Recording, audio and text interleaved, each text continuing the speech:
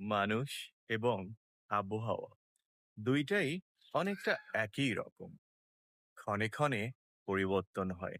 আমরা যখন বাসা থেকে কাজে বের হই না, তখন অনেক সময় ওয়েদারের অ্যাপে গিয়ে, মোবাইলে গিয়ে বাহিরে আজ বৃষ্টি হবে কিনা, বাহিরে আজ বেশি গরম কিনা, ঠান্ডা কিনা, আবহাওয়াটা কেমন দেখে যেমন বাহিরে বের হই, তেমনি তুমি যখন কোনো মানুষের সাথে ১ম বার দেখা করতে যাবে, অবশ্যই তার সম্পর্কে কিছুটা হলেও জেনে নিবে।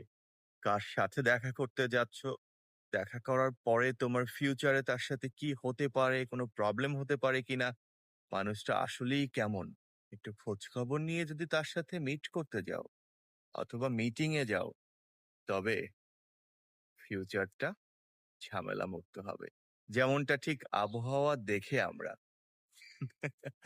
বাসা থেকে বের হই। ভালো থেকো।